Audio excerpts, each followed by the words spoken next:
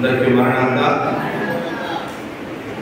Pentecost పండగ జరుపుకొచ్చిన ప్రియ విశ్వాసులకు Pentecost అనుభవము ఆశీర్వాదాలు ప్రభువు మిమ్మల్ని అనుగ్రహించి అభిషేకించును గాక. ఈ పెంతెకొస్తు పండగలో ధ్యానించుటకు లోకాసు వార్త 24వ అధ్యాయము 24 నుంచి 49 వచనాలు వాక్య ధ్యానం కొరకు ధ్యానించుకుందాం. దీంట్లో 49వ వచనం చదువుకుందాం. ఇదిగో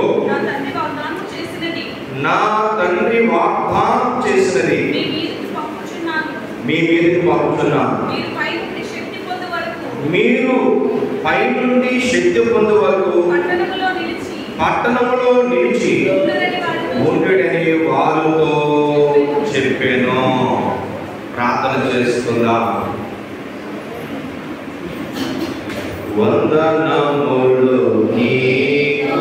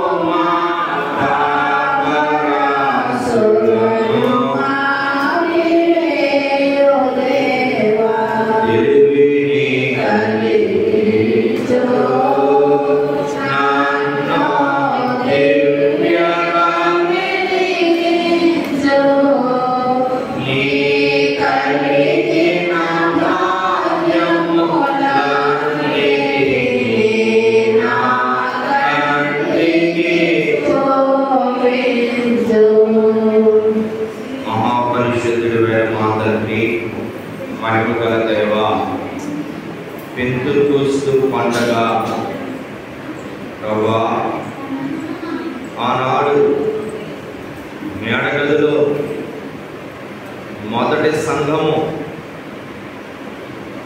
పెంతెకొస్తు పండగ దినము పరిశుద్ధాత్ముడు తండ్రి వచ్చి వారి మీద ఎలాగ మానవ శక్తికి మించిన అతీతమైన శక్తిని వారు అందుకున్నారో, వారు ఎడతెగక ఎలాగ 10 దినాలు ప్రార్థించారో, అలాగని మేమును ఈ ఉపవాస దినములో తండ్రి ప్రభా ముగించుకున్నాం.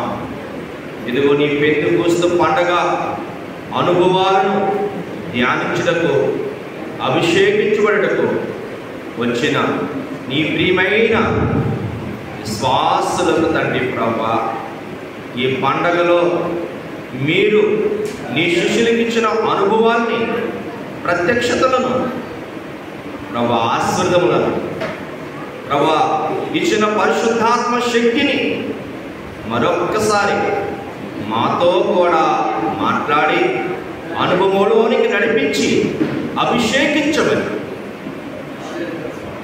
త్వరగా పెండ్లి కుమారుడుగా రానున్నాను యేసుక్రీస్తు ప్రభువారి బట్టి యేసు నామమున ప్రార్థించుచున్నాము మా పరమ తండ్రి. పండుగ ఈ వేళ గొప్ప పండుగ విశ్వాసులారా పండుగ పెంతెకొస్తు పండుగ.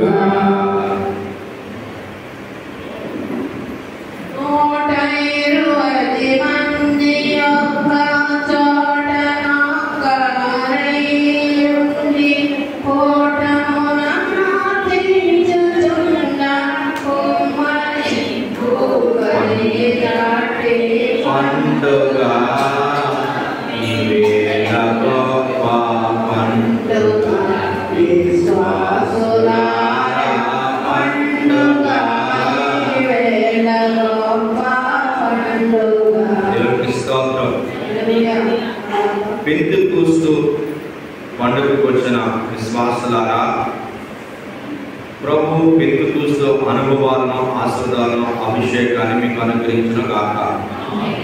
సో పెంతెకొస్తు అంటే ఏంటి అన్నదాన్ని ఈరోజు మనం ధ్యానం చేసుకోబోతున్నాం, అభిషేకం పొందుకోబోతున్నాం. కనుక పెంతెకొస్తు అనగా 50 దినాలు. ఎన్ని దినాలుట? పెంతెకొస్తు అంటే ఎన్ని దినాలు? 50 దినాలు. ఏంటి ఈ 50 దినాలు? ధ్యానం చేసుకోవాలి. లేకపోతే ఆత్మీయ జీవితంలోనికి వెళ్ళటము చాలా కష్టం. పెంతెకొస్తు అంటే తెల్లటి వస్త్రాలు వేసేసుకొని ప్రార్థన చేసేసుకుంటే ఆత్మ వచ్చేస్తాం కాదు. ఈ 50 దినాల చరిత్ర తెలియాలి. పెంతెకొస్తు అని మనం వాడుకలో వాడుకోవటం కాదు, అసలు ఈ 50 దినాలు ఏం జరిగిందో తెలియచేయాలి. పెంతెకొస్తు అనగా 50 దినములు. ఏంటి 50 దినాలు అంటే? లూకా సువార్త 24వ అధ్యాయము 24 నుండి 49 వచనాలు మనం తెలుసుకొని తెలియచేసి పెంతెకొస్తులోకి వచ్చి అభిషేకం పొందవలసిన ఆశీర్వాదాలు మనకు అక్కడ కనపడుతున్నాయి. ఏంటంటే క్రీస్తు పునరుత్థానము, పరలోకంతో ఆరోహణం అవుట, విశ్వాసులు విశ్వసించి ప్రభు ఇచ్చిన ఆత్మ బాప్తిసం పొందుకొనుట. ఈ దినములో పెంతెకొస్తు అంటారు. 10 దినములు ఉపవాస ప్రార్థన చేసి పైనుండి వచ్చిన శక్తిని పొందుకున్నారు. ఇందులో రాయబడి ఉన్న విషయాలు ఇవి. కనుక పెంతెకొస్తు అంటే చాలా సింపుల్గా మనం తీసుకుంటామేమో కాదు. ఈ 50 దినాల చరిత్ర మనం తెలుసుకుంటేనే కానీ ఈ మానవ శక్తికి మించిన అతీతమైన శక్తి మనకు రాదు. ఎప్పుడైతే తెలుసుకొని ధ్యానించి అభిషేకించబడతామో, 11 మంది అపోస్తలంట లోకాన్ని తల్లకిందులుగా చేసేసారు. ఈరోజు ఈ 50 దినాలు తెలియక లోకంలో పడి తలకిందులైపోతున్నారు. ఆ సంఘం 120 మంది అభిషేకం పొందేసుకున్నారు. దేవుడికి స్తోత్రం. ఎంతమందికి? 120 మందికి 120 మంది ఏం పొందుకున్నారట? అభిషేకం పొందుకున్నారు. పరిశుద్ధాత్మ తండ్రి గారిని పొందుకున్నారు. సరే, ఇక్కడ మనం చూస్తే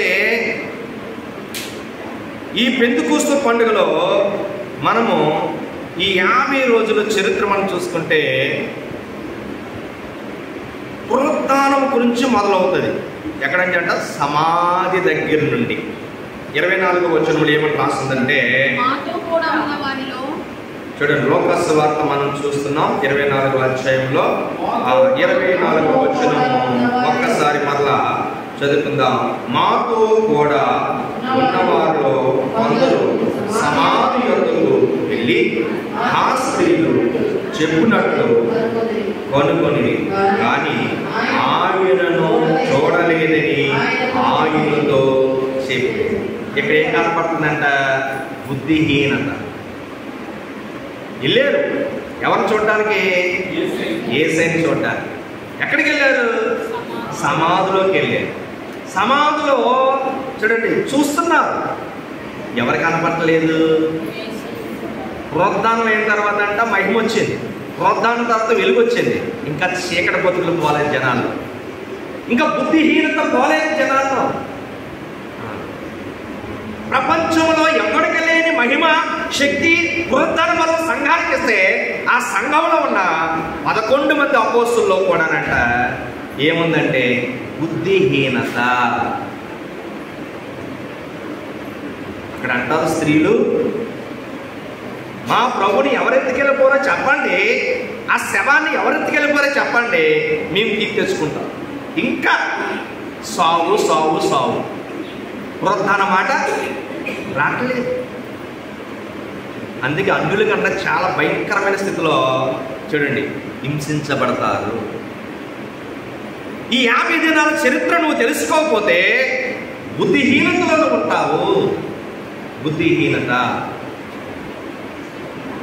సంఘానికి అనుభవం చాలా అవసరమే.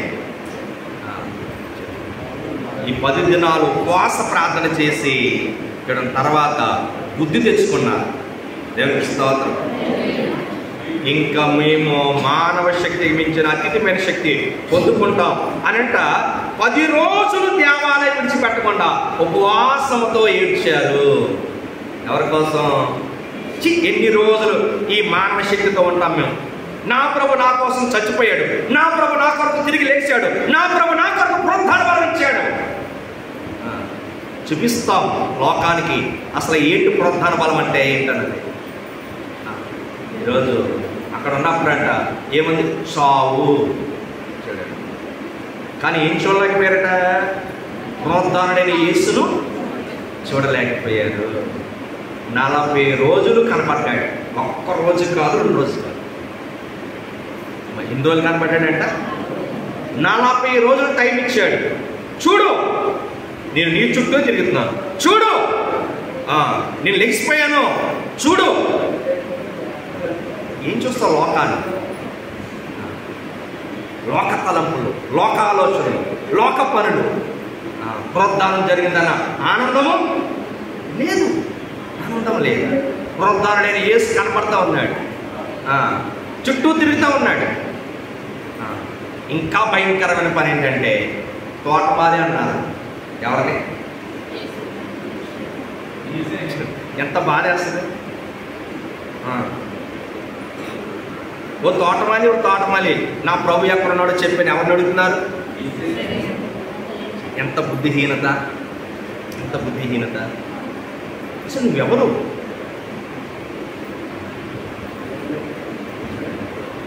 అందుకే దేవదాస్ గారు ప్రతిరోజు తెలివిని కలిగించండి అని ఆ పాట పాడుకుని మన జీవితం ప్రారంభించాలి. ఏ జీవితము?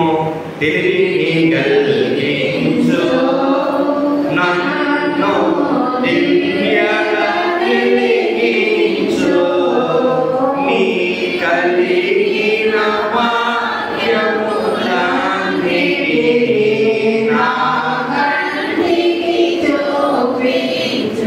చూడలేకపోవడం ఎంత తప్పు చూడండి. ఏం చేస్తున్నాం? పాపాన్ని చూస్తున్నాం. ఏం చేస్తున్నాం? పాపం చేస్తున్నాం. పునరుద్ధాన వెలుగుని చూడలేకపోతున్నాం. పునరుద్ధానుడు వచ్చేసాడు. ఏముందంట? బుద్ధిహీనత.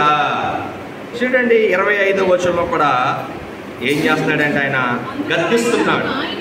ఆయన అవివేకులారా, ప్రవక్తలు చెప్పిన మాటలన్నిటినీ నమ్మని మందమొద్దులారా, క్రీస్తు ఇలాగ శ్రమపడి తన మహిమలో ప్రవేశించుట అగత్యము కాదా అని వారితో చెప్పి, మోషేయు సమస్త ప్రవక్తలు మొదలుకొని లేఖనములో తనను కూర్చిన ప్రవచన భావము వచనముల భావము వారు తెలిపెను. ఇంతలో తాము వెలుచున్న గ్రామం దగ్గరకు వచ్చినప్పుడు ఆయన ఇంకా కొంత దూరం వెళ్ళినట్లుగా పడగా. ఇక్కడ మనకు చూస్తుందంటే క్రీస్తు గద్దిస్తున్నాడు. అమ్మ ఏం చేస్తున్నాడంట? అవివేకులారా, కొంచెం వివేకం కలిగింది. నడుస్తున్నాడు. ఎవరితోటి నడుస్తున్నాడే? వారితో ఇంకా అలా ప్రయాణం చేస్తున్నాడు. సమాధి దగ్గర నుంచి మొదలుపెట్టాడు. స్త్రీలకు కనబడ్డాడు, మనుషులకి కనబడుతున్నాడు, అపోస్తులకు కనబడ్డాడు. 11 మందికి, 50 మందికి కనబడ్డాడు. ఆరోహణమయ్యాడు. ఈ 50 మంది అంటే అందరూ కూడా ఇంకా మనం స్పెషల్గా ఉన్నారు. ఈ లోకంలో మానవ శక్తి మించిన అతిమైన శక్తి మనం పొందుకోవాలి అని 500 మంది దేవాలయానికి ప్రయాణమయ్యారు. అందులో ఎంతమంది అయ్యా కూర్చోగలిగారంటే, 10 రోజులు ఎంతమంది అయ్యా ఉండగలిగారంటే 120 మంది. 380 మంది గలంతైపోయింది, అక్కిలిపోయింది. 40 రోజులు ఎంతమందికి కనబడ్డాడు ఆయన. కంపల్సరీ శక్తి పొందుకుని చూపించాలి ఇన్ని రోజులు ఈ బ్రతుకు అని అంటే వాళ్ళు చాలా పౌరుషంగా ఆయన కనపడుతూ ఉంటే చాలా స్ట్రాంగ్గా నిర్ణయించుకున్నారట. బుద్ధిహీనత, గద్దింపు, సందేహములను ఖండించి క్రీస్తు ప్రవచనములను వారికి తెలియజేశారు. ఏంటంటే ప్రవచనం అంటే చనిపోయి 3వ రోజు తిరిగి లేగిస్తాడు. ఎవరు? యేసు. మోషే కానుంచి ప్రవక్తలందరూ చెప్పారు అని వాళ్ళ మార్గంలో నడుస్తున్న వారికి ఒకసారి వాక్యం చదువుకున్నారా? ధర్మశాస్త్రం మీ చేతిలో ఉంది కదా, ప్రవచనాలు చూడండి, వాక్యం చూసుకోండి. సరే, నేను లేచిపోయాను అని ప్రత్యక్షమై ఆ ప్రత్యక్ష కొరకు తెలియజేస్తున్నాడు. యేసుప్రభు పుట్టినప్పుడు కూడా అంట ఎవరు చూడ పేరు ఎక్కడో ఉన్న తూర్పు దేశ జ్ఞానం చూశాను. 2 సంవత్సరాలు ప్రకటించిన తర్వాత అప్పుడు బైబిల్ గ్రంథాలు తీశారంట. అప్పుడు వరకు బైబిల్ ముట్టుకోలేదంట. వాక్యానుసారమైన జీవితం లేని బ్రతుకులు లోకంలో చూడండి. వాక్యం లేకపోయినా వాళ్ళు బతుకుతున్నారు. కానీ వాక్యమైన యేసును ఎలా బతకాలి? వాళ్ళకి ఎవరు లేరు. యేసు లేడు కనుక వాళ్ళు బ్రతుకు ఎలాగైనా బతకచ్చు. కానీ నీ కోసం చనిపోయి తిరిగి లేచిన వాడు నీ చుట్టూ తిరుగుతున్నాడు. నువ్వు చూడగలుగుతున్నావా?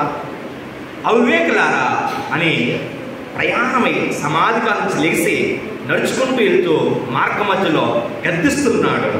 ప్రవచనాలు చూడండి ఒకసారి అని చెప్తున్నాడు. అట్లీస్ట్ బైబిల్ గ్రంథాలు తీర్చి చూడండి, వాక్యానుసారమైన జీవితం తెచ్చుకోండి అని యేసు ప్రభు వారిలో ఉన్న సందేశాలన్నీ ఖండిస్తూ క్రీస్తు ప్రవచనాలని తెలియజేస్తున్నాడు. చూడండి, కంటిన్యూ చేస్తున్నాం.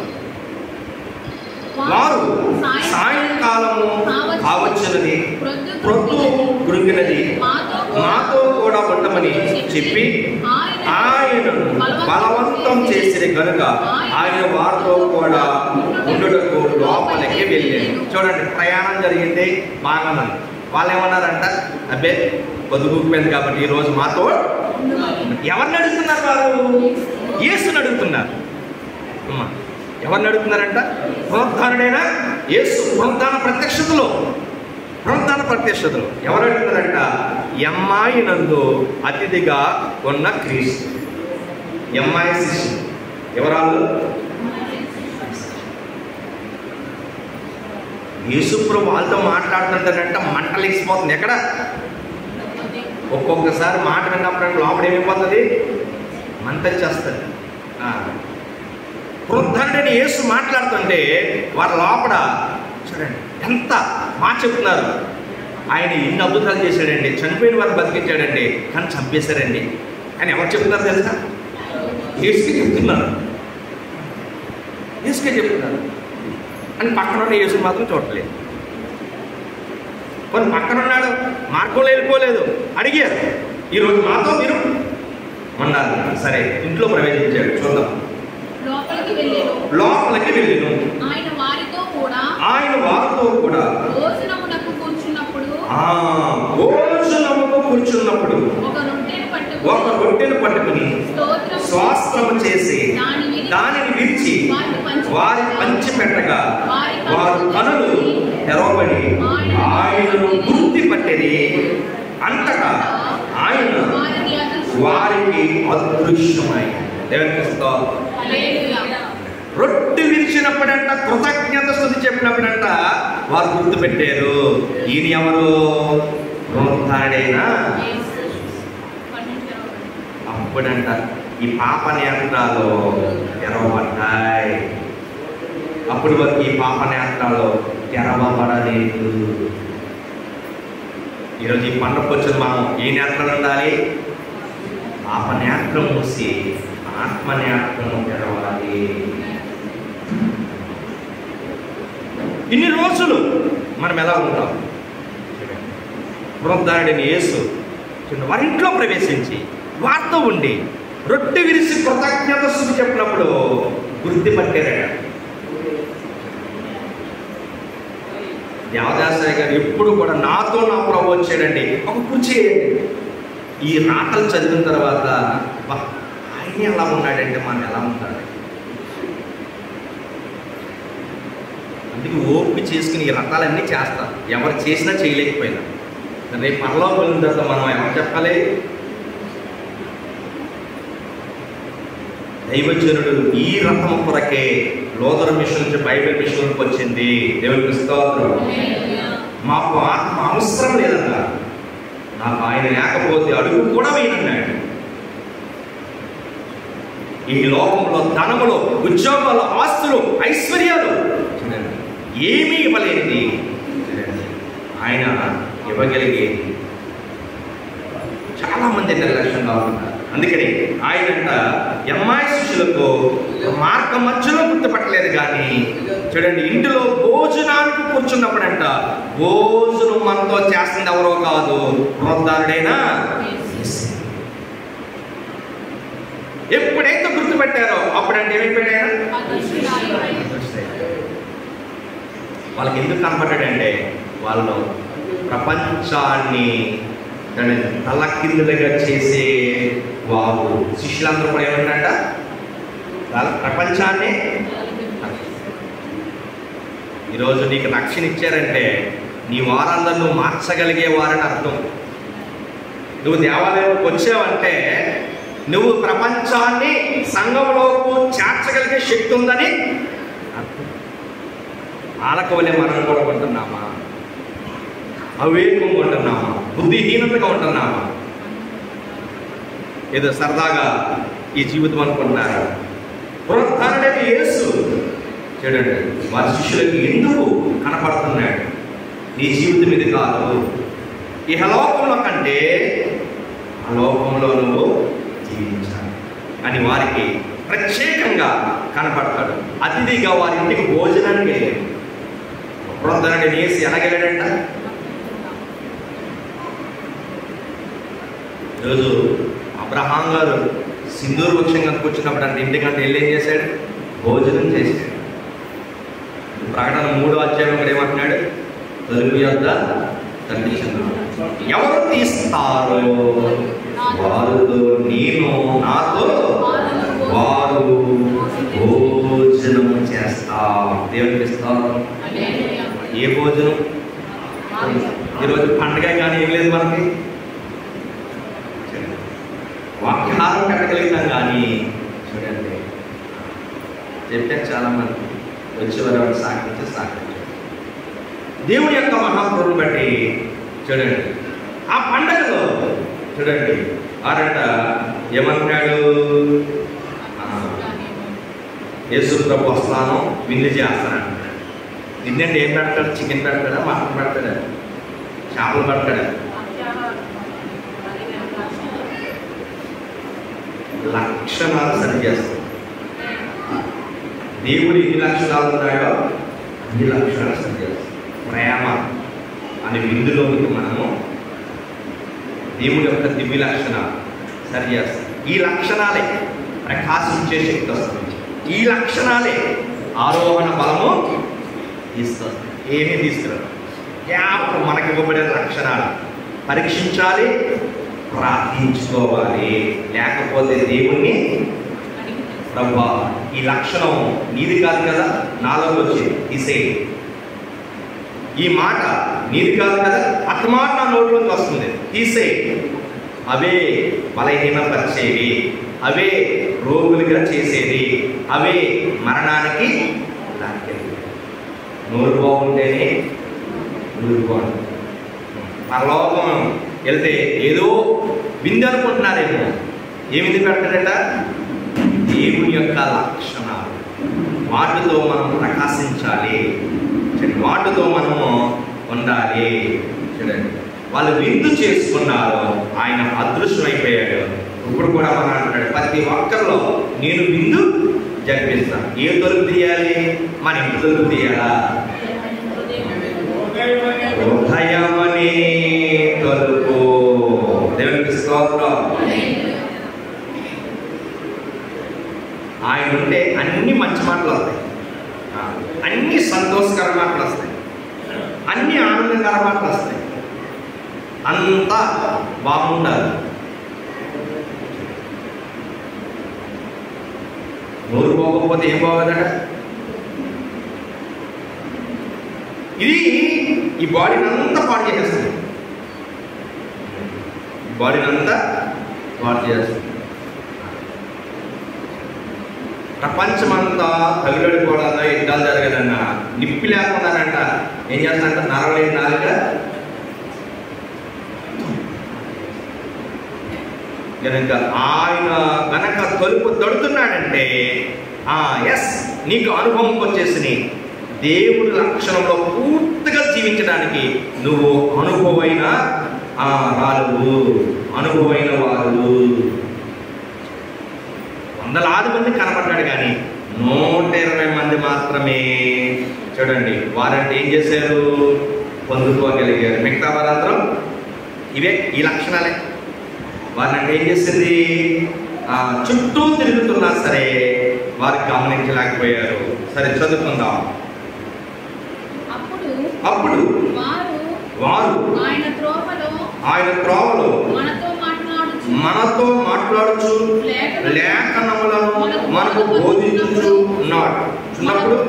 మన హృదయములు మనలో మండుచు లేదా అని ఒకరితో ఒకరు చెప్పుకుని ఆ గడియలోని వారు లేచి యెరూషలేముకు తిరిగి వెళ్ళగా 11 శిష్యులు వారితో కూడా ఉన్నవారు కూడి వచ్చి ప్రభు నిజముగా లేచి సీమోనుకు కనబడినని చెప్పుకొనుచున్నది.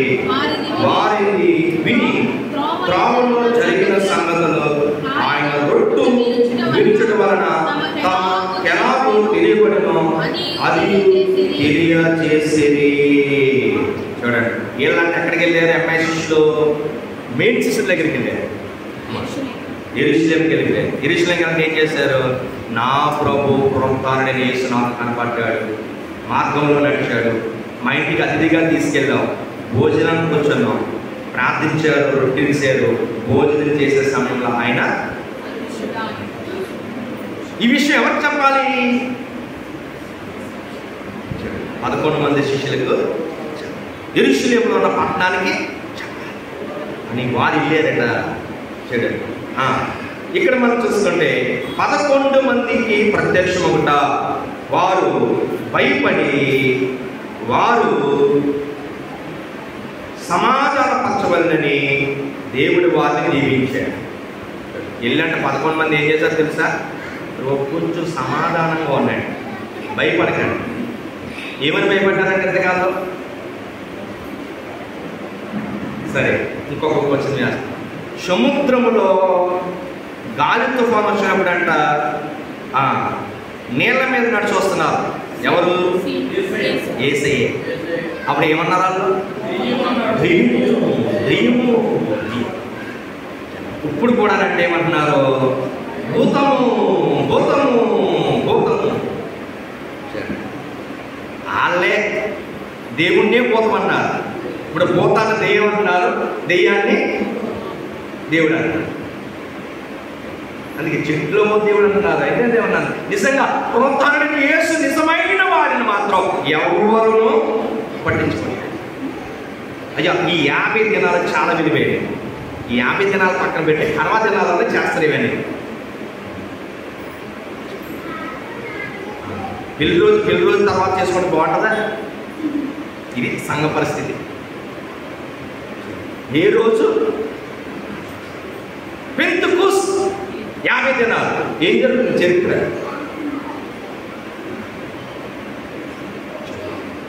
మోసపోతుంది ప్రపంచం.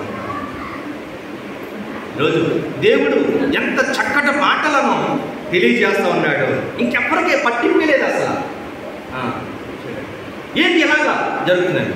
యథార్థం ఉన్న చోట దెయ్యం అంటున్నారు, యథార్థత లేని చోట దేవుడు అంటున్నారు.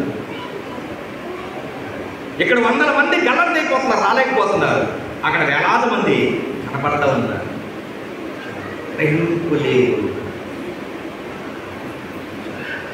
ఆత్మను దేవుడికి అప్పగించడానికి ఎక్కడ ప్రయాసం, ఉపవాసం. అక్కడ ఆత్మలో సంపాదించుకోవడానికి అది ప్రయాసం. ఇక్కడ 11 మంది శిష్యులకు భయం పడుతుంటే ఆయన అంటాడట, సమాధానంగా ఉండండి అని. ఎందుకు కలవరపడుచున్నారు? నేను దెయ్యం కాదే, నేను భూతం కాదే. భూతానికి దెయ్యానికి మాంసం ఉండదు, ఎముకలు ఉండవు, కాళ్ళు ఉండవు. ఇదిగో నన్ను చూడండి అని ఏం చూపిస్తున్నాడంట? గాయాలు చూపిస్తున్నాడు. గాయాలు చూపిస్తున్నాడు. ఎవరిని చూస్తున్నామో ఏం చేస్తున్నామో కూడా తెలియదు. మార్టిన్ లూథర్ గారి దగ్గరికి అంట బైబిల్ గ్రంథాన్ని ప్రింట్ చేయించాలని ఆయన ఎంతో కష్టపడతా ఉంటే యేసు ప్రభు ఏంటంట, ఎందుకయ్యా లూథరు ఎంత కష్టపడుతున్నావు? నేను నీకు కనబడుతున్నాను కదా, నీతో మాట్లాడుతున్నాను కదా, చాలు ఇంత మట్టుకంటే. అవునా ప్రభువా, నువ్వు మా కోసం ఎంత కష్టపడ్డావో ఒక్కసారి నీ పునరుత్థానంలో నువ్వు చూపించిన గాయాలు నాకు చూపించాను. నేను ఏం చూపించమన్నాడు? గాయాలు అనేటప్పటికంట కొనుమరుగైపోయాడు. మారు వ్యాసంతో వచ్చిన అంత్యక్రీస్తు అని అక్కడ ఉన్న శిరాపుడు తీసి కొట్టాడు. మోసం చేయడానికి వస్తాను అంత్యక్రీస్తు. క్రీస్తు ఎంత జ్ఞానం చూడండి. ప్రత్యక్షతో మోసపరచడానికి వచ్చిన వారిని గమనించలేని పరిస్థితి. గొర్రె చర్మము తోడేలు. ఈరోజు ఈ పెంతెకోస్తు పండుగలో ఈ 50 రోజుల చరిత్రలో చూస్తే 40 రోజులు కూడానంట చూడండి కనబడుతుంటే దెయ్యం అంటే ఎంత బాధేస్తుంది ప్రభుకి, భూతం అంటుంటే ఎంత బాధేస్తుంది ప్రభుకి. చదువుకుందాం. మీ హృదయంలో కలవరపడనికుడి, సందేహము పుట్టనేలా నేనే ఆయనను అనుటకు నా చేతులను నా పాదములను చూడుడి, నన్ను పట్టి చూడుడి. నాకున్నట్టుగా మీరు చూచుచున్న ఎముకలను మాంసమును ఉండునా అని చెప్పి గోతములు పొందమని చెప్పి తన చేతులను పాదములను వారికి చూపెను. అయితే వారు సంతోషము చేత ఇంకను నమ్మక ఆశ్చర్యపడుచుండగా ఆయన ఇక్కడ మీ వద్ద ఏమైనా ఆహారం కలదా అని వారిని అడగగా వారు కాల్చిన చేప మొక్కను ఆయనకిచ్చిరి. ఆయన దానిని తీసుకుని వారి ఎదుట భుజించారు. ఇక్కడికి వచ్చాడు 12 మంది దగ్గరికి. అక్కడ అదృష్టం అయిపోయాడు. భోజనం చేసేటప్పుడు వాళ్ళు నమ్మేశారు. ఇక్కడ నమ్మలేదు కనుక ఇక్కడ భోజనం చేశాడు. ఇంకా నమ్మట్లేదంట. అన్ని చూపించిన, కాయాలు చూపించిన, కాళ్ళు చూపించిన, చేతులు చూపించిన, ఈ 40 రోజులు నరకం చూపించారు. సమాధిలో ఉండటమే బెస్ట్రా బాబు అనిపించినట్టు. ఎవరికి తలంపులు ఎలా ఉన్నాయంటే అనుమానం, చూడండి, పెనుభూతంతో ఉంటున్నారు, సందేహాలు. ఎంత బాధపడ్డాడు అక్కడ ప్రభు. ఏం చూపించాడంట? భోజనము చేసి చూపించాడు. భోజనం చేయకపోతే వాళ్ళు నమ్మేటట్లు లేరురా బాబులని. వృద్ధానుడైనా సరే, ఆ మహిమలోకి వెళ్ళిపోయినా సరే, మరలా మానవ భోజనం చేయడం అనేది ఎంత కష్టమో ఒక్కసారి మీకే చెప్పండి సార్. 40 రోజులు మీరు ఉపాధి చేశారు, ఒంటిపూట భోజనం మానేశారు. ఆ వేళ భోజనం చేస్తే ఎలా ఉంటుంది మీకు? మానవ శరీరానికి ఎలా ఉంటుంది చెప్పండి సార్? పులిగా చేయగలుగుతామా? ఆ మహిమ శరీరంతో ఆహారం తినటువంటి ఎంత కష్టమో తెలుసా?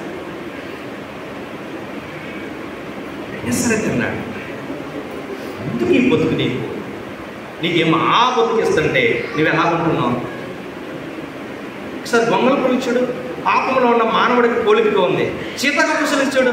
ఆ తర్వాత చూడండి ఎంత చక్కగా ఎగురుతుందో ఎవరికి దొరకకుండా. పాపానికి, పాపం వల్ల బాధలకి, పాపం వల్ల శ్రమలకు అవన్నీ నేను అనిపించాను. ఇంకా సరే నమ్మట్లేదంట, ఆశ్చర్యపోతూ ఉన్నారు.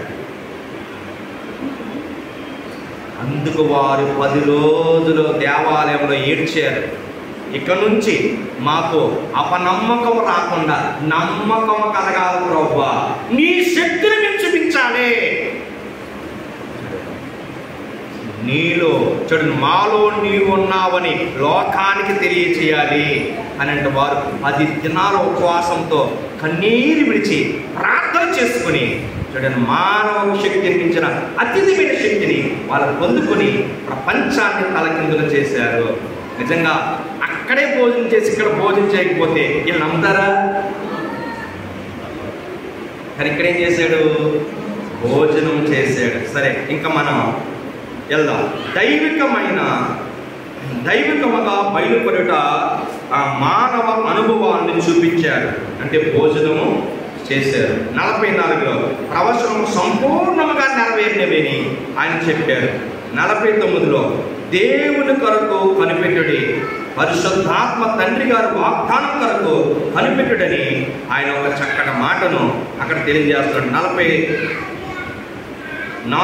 6 నుంచి 49 వరకు చదువుకుందాం.